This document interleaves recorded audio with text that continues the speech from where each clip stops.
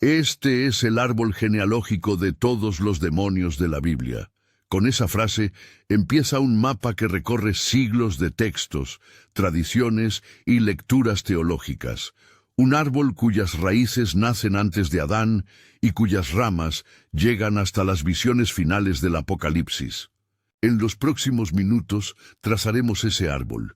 ¿Quiénes son sus raíces? ¿Qué ramas brotaron tras la caída? ¿Cómo se clasifican los demonios en la Escritura y en la tradición? ¿Y qué implicaciones prácticas tiene todo esto para la vida de fe hoy? Prometo claridad. Cada vez que salgamos del terreno bíblico hacia interpretaciones o tradiciones antiguas, lo marcaré explícitamente. Vamos a leer el mapa juntos. Antes de avanzar, una nota práctica. Si quieres el PDF con el árbol genealógico completo y la bibliografía resumida para estudiar por tu cuenta, puedes suscribirte al boletín y descargarlo al instante. Si te interesa, quédate hasta después del primer segmento y te explicaré cómo obtenerlo. Empezamos por la raíz. Los seres espirituales creados antes del hombre. La Biblia presenta un mundo poblado por criaturas que no son humanas. Ángeles en sentido amplio, pero también figuras con nombres y funciones específicas. En Génesis 3, los ángeles actúan como mensajeros y agentes. En Salmos y en los profetas encontramos coros celestiales. Textos clave que describen formas y funciones son Ezequiel 1, donde aparecen seres con múltiples rostros y ruedas llenas de ojos, a menudo relacionados con los querubines, e Isaías 6, donde los serafines proclamaban la santidad de Dios. Estas descripciones no son meras experiencias estéticas, indican una jerarquía y un papel en la administración divina. La Escritura también usa la expresión hijos de Dios. Biblia, Génesis 6, 1, 4. Para referirse a seres celestiales en ciertos pasajes. En algunos textos proféticos y poéticos aparecen figuras como Miguel y Gabriel, Biblia, Daniel 10, Lucas 1, que actúan con autoridad y en conflicto con principados y potestades. Cuando hablamos de la raíz de nuestro árbol genealógico, hablamos de esa creación temprana. Ángeles leales, órdenes celestiales, serafines, querubines, y según algunos textos y tradiciones, seres llamados watchers o vigilantes. Hay que detenerse aquí. La palabra watchers, como término técnico, aparece principalmente en literatura extrabíblica. Por ejemplo, el libro de Enoc. En la Biblia encontramos la posibilidad de ángeles que observan o vigilan. Pero la etiqueta formal Watchers viene de tradiciones antiguas y debe ser tratada como tal, tradición extrabíblico. Desde esa raíz brotó una de las ramas más discutidas, la caída de algunos seres celestiales. Génesis 6 registra una frase enigmática. Los hijos de Dios vieron que las hijas de los hombres eran hermosas y tomaron para sí mujeres. Biblia. Génesis 6, 2, 4. El resultado, según el texto, son los Nefilim, descritos como héroes de la antigüedad, varones de renombre. ¿Qué significa esto exactamente? Hay al menos dos lecturas históricas.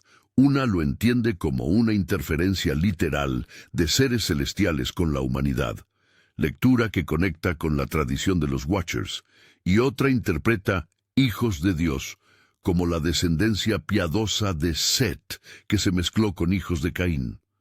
La Biblia no ofrece una explicación detallada que cierre la cuestión.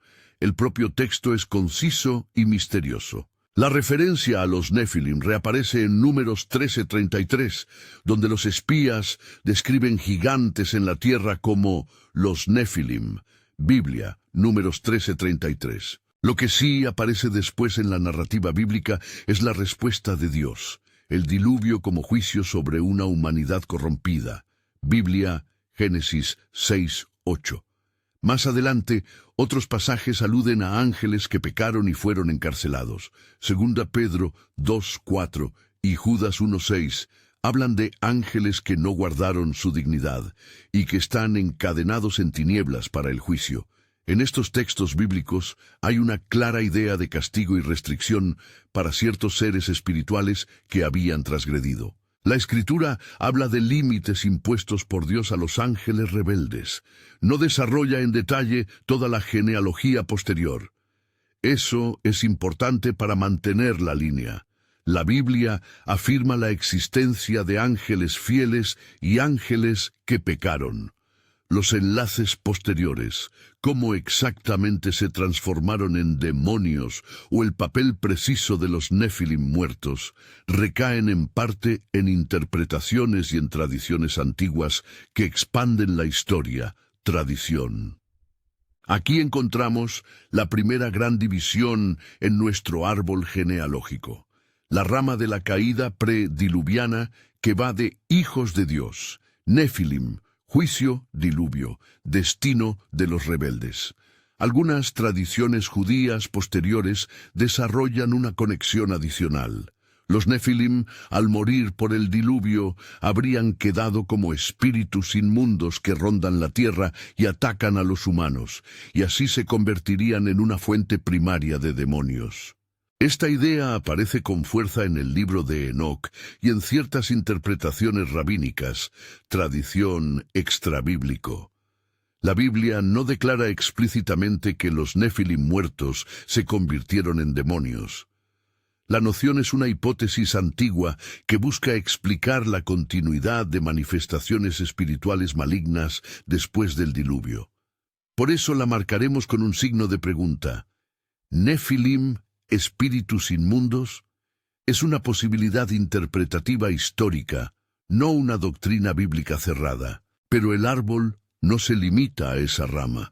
Mientras algunos seres caídos y sus descendientes constituyen una línea, la Escritura describe otras tipologías que debemos colocar como ramas laterales o subramas. Una rama importante la forman los demonios asociados a ídolos y cultos paganos. El Nuevo Testamento aborda directamente esta realidad. Pablo advierte que lo que sacrifican los gentiles lo sacrifican a demonios y no a Dios. Biblia, 1 Corintios 10:20. Aquí la conexión es clara y bíblica. Algunas entidades espirituales están vinculadas al sistema de culto pagano. Las prácticas idólatras no son inocuas, sino que interactúan con realidades espirituales. En la literatura hebrea posterior y en la tradición popular hebrea aparece el término Shedim Sadim, a veces traducido como demonios, que explica parte del folclore alrededor de espíritus detrás de los ídolos. Tradición. En el mapa genealógico, esos demonios de ídolos son una rama que explica por qué los ídolos atraen maldad espiritual en la Biblia y por qué la oposición profética a la idolatría es tan severa. Otra subrama notable viene de figuras nombradas o sugeridas en textos bíblicos: Azazel, los Goat Demons o la figura del chivo expiatorio. En Levítico 16, la liturgia del día de la expiación menciona un macho cabrío que se enviaba a Azazel en el desierto. Biblia, Levítico 16. La interpretación precisa de Azazel ha sido objeto de largo debate. Algunas tradiciones posteriores lo identifican con una entidad demoníaca o un líder de ángeles rebeldes. Otras lo leen como una referencia simbólica a la remoción del pecado. Por tanto, la conexión a Azazel, demonio, aparece en tradiciones extracanónicas y en interpretaciones teológicas, pero la lectura no es obligatoria en la Biblia y debe ser presentada como hipótesis, tradición. Marcaremos estas conexiones con prudencia en el árbol, posible vínculo, pero no dogma. Las grandes potencias espirituales que gobiernan naciones constituyen otra rama que debemos trazar con cuidado.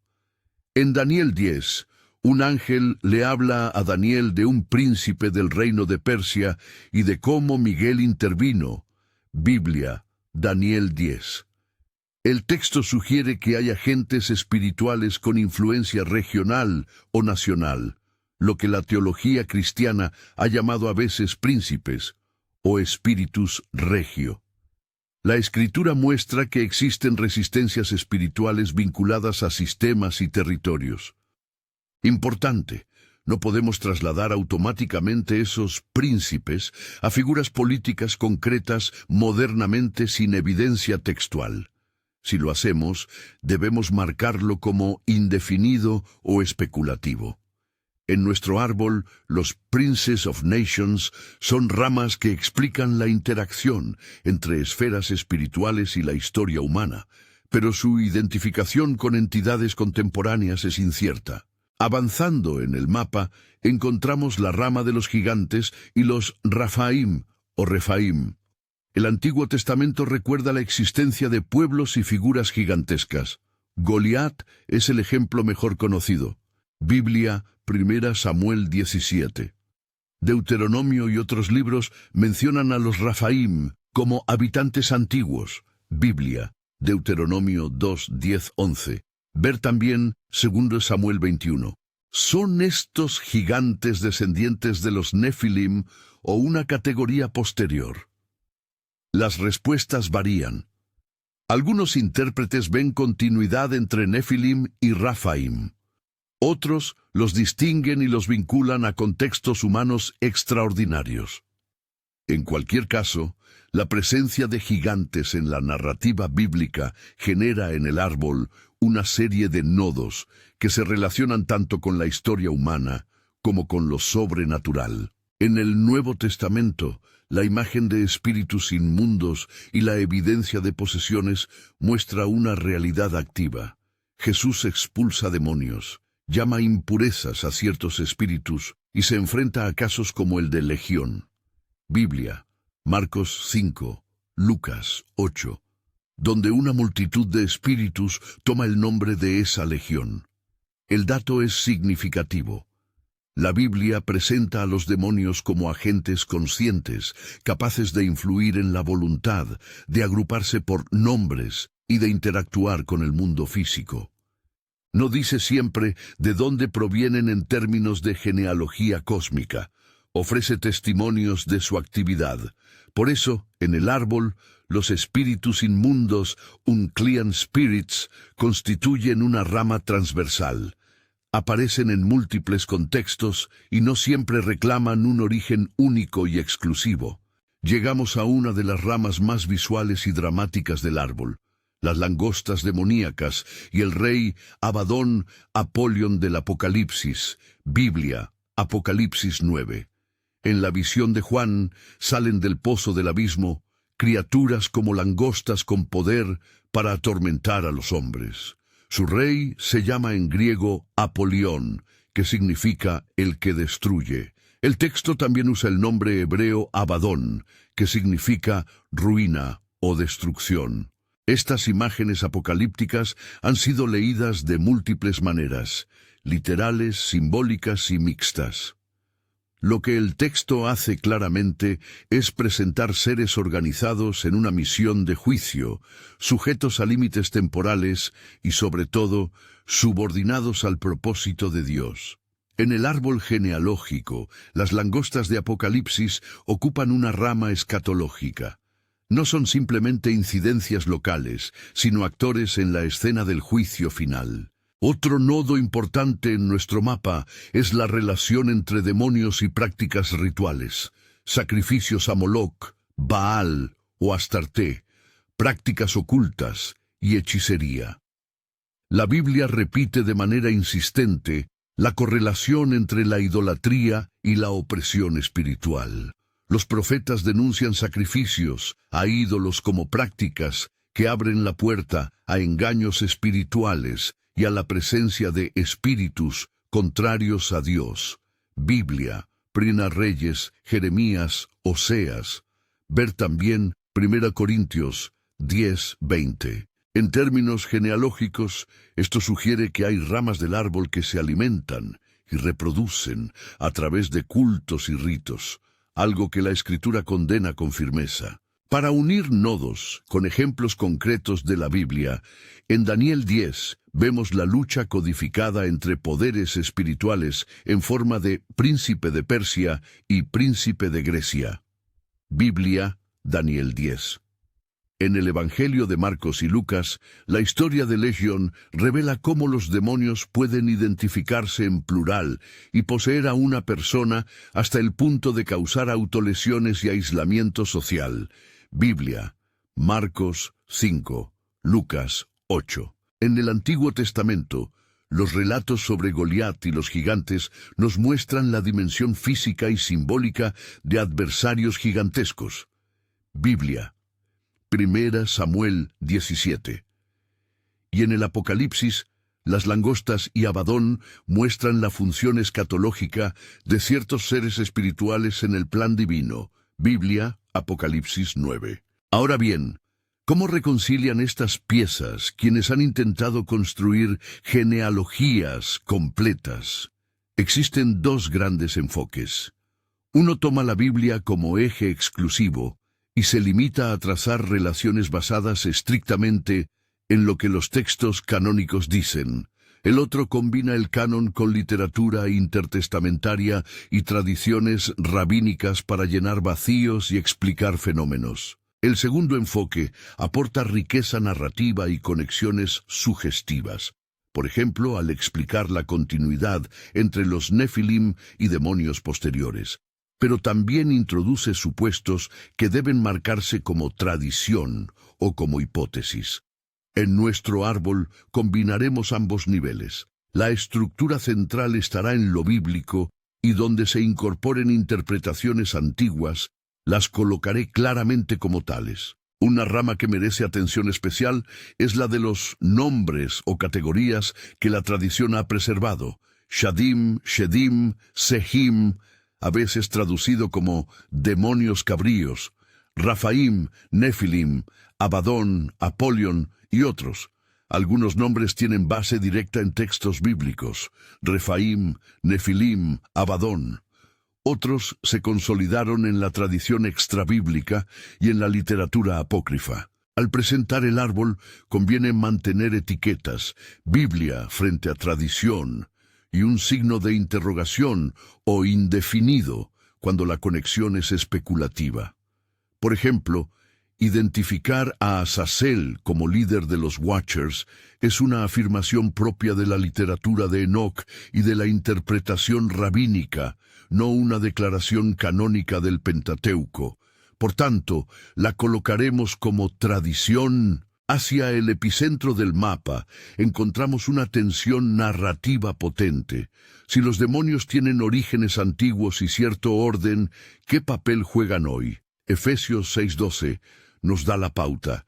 No luchamos contra carne y sangre, sino contra principados, potestades y gobernadores de las tinieblas. Esto coloca a muchas de estas categorías, princes, potestades, huestes espirituales, en la esfera de lo operativo. No son meras figuras mitológicas, sino actores que intentan influir en la historia. Sin embargo, el pasaje no nos presenta una genealogía exhaustiva. Antes bien, ofrece una identidad funcional. Son fuerzas contra las que hay que estar alerta. En el árbol, estas fuerzas ocupan ramas que se cruzan con la vida cotidiana. Ética, política, cultura y tentaciones personales. El clímax de nuestro recorrido es la rama escatológica, las manifestaciones finales de maldad que aparecen en Apocalipsis. Las imágenes de langostas, caballos, bestias y el Abadón tienen un propósito literario teológico preciso: describir juicios y conflictos cósmicos en lenguaje simbólico. En el árbol genealógico, estas ramas son las más claramente orientadas hacia un fin. Su función es la misericordia limitada de Dios, que sirve al juicio y a la corrección. Es esencial subrayar un punto pastoral. Aunque la descripción es alarmante, la Escritura sitúa todo dentro del control soberano de Dios. Las criaturas del abismo ejecutan juicio, pero no escapan al propósito divino. La esperanza cristiana no se encuentra en soluciones humanas para aniquilar supuestas redes demoníacas, sino en la soberanía de Dios, en la obra de Cristo y en la fidelidad práctica de la comunidad de fe. ¿Qué aplicaciones prácticas surgen del árbol genealógico? Primero, discernimiento. Conocer las categorías ayuda a interpretar tentaciones, movimientos espirituales y prácticas culturales. Segundo, humildad. Muchas conexiones en el árbol son indefinidas o especulativas.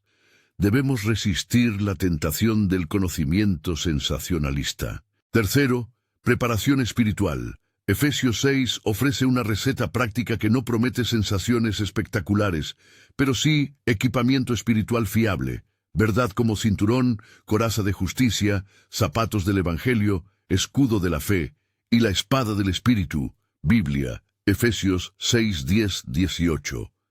Esa armadura es la respuesta bíblica frente a principados y potestades. No es una fórmula mágica, es una práctica de vida cristiana. Estudio de la palabra, oración, pertenencia a la iglesia y práctica de la santidad. También conviene hablar de prácticas a evitar. Involucrarse con lo oculto, la adivinación o la magia abre puertas espirituales que la Biblia condena y que las tradiciones religiosas han visto como conectadas con fuerzas adversas. La enseñanza bíblica es nítida. Apartarse de la idolatría y de las artes ocultas. Biblia, Deuteronomio, Levítico e innumerables advertencias proféticas. El mapa genealógico nos recuerda esto. Muchas ramas del árbol prosperan cuando los humanos colaboran con prácticas que lesionan la relación con Dios. Antes de cerrar, repasemos visualmente el árbol en palabras. En la base, la creación de seres espirituales, ángeles, querubines, serafines. De allí salen dos grandes bifurcaciones, la fidelidad y la rebelión. De la rebelión brota la rama prediluviana, hijos de Dios, Nefilim, juicio, y según algunas tradiciones, espíritus inmundos. Paralelas a esa línea, otras ramas emergen, los espíritus asociados a ídolos y cultos, los príncipes de naciones descritos en Daniel, las tradiciones sobre Azazel y los chivos expiatorios, los Rafaim y gigantes en escenas históricas, y, en la copa superior del árbol, las manifestaciones apocalípticas como las langostas y Abadón. A lo largo del tronco circulan fuerzas transversales, demonios individuales que actúan en posesiones o opresión, y la constante interacción entre lo espiritual y lo cultural. Donde el texto canónico habla, marcamos Biblia. Donde la tradición interpreta para completar la historia, marcamos tradición o... Un par de puntualizaciones críticas y metodológicas que no podemos omitir. 1. Cuando la tradición antigua ofrece nombres o historias, por ejemplo, Azazel como líder de los Watchers, esto no equivale a palabra canónica, es material valioso para la historia de la interpretación, pero extrabíblico. Señalaremos esas secciones como tradición. 2. No hay base bíblica para identificar gobernantes políticos contemporáneos o movimientos actuales sin un fundamento textual claro. Si alguien sugiere que un líder actual es un príncipe espiritual bíblico, tal afirmación debe ser tratada como indefinido y en la mayoría de los casos evitada por prudencia. Ahora culminamos en la dimensión pastoral. ¿Qué debe hacer alguien que se siente afectado por estas realidades? No prometeré fórmulas milagrosas. Propongo 3 pasos prácticos y bíblicos. 1. Restaurar la relación con Dios mediante arrepentimiento y práctica sacramental, comunitaria. 2. Vestir la armadura de Dios, Biblia, Efesios 6, como disciplina diaria. Lectura bíblica, oración, vida en comunidad. 3. Buscar ayuda pastoral y comunitaria responsable en situaciones de opresión o daño emocional. Evitar soluciones espectaculares o terapias esotéricas. La Escritura y la tradición eclesial proveen protocolos pastorales sensatos que privilegian la atención, la oración comunitaria y la intervención pastoral profesional cuando sea necesario. Quisiera cerrar con una síntesis que respete el título con el que empezamos. árbol genealógico de todos los demonios de la Biblia. El mapa que hemos dibujado no es una genealogía cerrada como la de una familia humana con certificados. Es una representación relacional, raíces celestiales, bifurcación por la rebelión, ramas que conectan a lo histórico, Nefilim, Rafaim, a lo religioso, demonios de ídolos, a lo regional, príncipes de naciones, y a lo escatológico, langostas y Abadón. En ese árbol hay zonas firmes de escritura y zonas de interpretación antigua. Mantener claro ese límite es parte de la fidelidad al texto y a la prudencia teológica. Si te quedaste con ganas del PDF con el árbol visual, las referencias completas y la bibliografía mínima para seguir investigando, puedes suscribirte al boletín del canal. Recibirás el árbol genealógico en PDF y una hoja de lecturas sugeridas. Es un recurso pensado para estudiantes y pastores jóvenes que quieren llevar el tema con seriedad, sin sensacionalismo. Para terminar, no confundas conocimiento con poder. Conocer el árbol no nos vuelve guerreros espirituales por sí solo. La Escritura llama a la vigilancia acompañada de humildad, a la fidelidad en la vida espiritual y a la confianza en la soberanía de Dios. La Biblia nos muestra enemigos reales, pero apunta siempre hacia el Dios que triunfa. Si quieres profundizar en la dimensión práctica, cómo ponerse en la vida cotidiana la armadura de Dios y aplicarla en situaciones reales, mira el siguiente video que preparamos. Cómo ponerse la armadura de Dios, práctica paso a paso. Ahí encontrarás guías concretas y textos para aplicar este mapa a la vida diaria. Suscríbete al canal para no perderte esa serie. Coda, fuentes y límites. Materiales clave citados en este recorrido: Génesis 6, sobre hijos de Dios y Nefilim. Números 13, mención de Nefilim en la tierra. Levítico 16, el macho cabrío y la expresión Azazel. Daniel 10, príncipe de Persia, Miguel. Los evangelios sinópticos, ejemplos de expulsión de demonios y el caso de Legión. Marcos 5, Lucas 8. 1 Corintios 10, demonios detrás de los ídolos. Efesios 6, armadura de Dios. Y Apocalipsis 9, langostas y Abadón, Apolión. Para quien desee profundizar en tradiciones antiguas que amplían la narrativa bíblica, existen textos como el libro de Enoc y compilaciones rabínicas que desarrollan detalles sobre los Watchers, Azazel y la transformación de los Nefilim en espíritus. Estos textos son valiosos para la historia de las ideas, pero deben considerarse extrabíblicos y etiquetados como tradición cuando se usan para explicar la Escritura. En muchas intersecciones del árbol usamos signos de interrogación o la palabra indefinido para marcar lo que no está explícitamente afirmado por los textos canónicos. Gracias por recorrer este mapa conmigo. Si este tema te inquieta o te inspira, compártelo con alguien que estudie la Biblia o con tu comunidad pastoral. Y recuerda, conocer el árbol no es motivo de pánico, sino de preparación y esperanza. No olvides el video complementario sobre la armadura de Dios. Ahí encontrarás herramientas prácticas para vivir con discernimiento y valentía. Suscríbete y nos vemos en la próxima lección.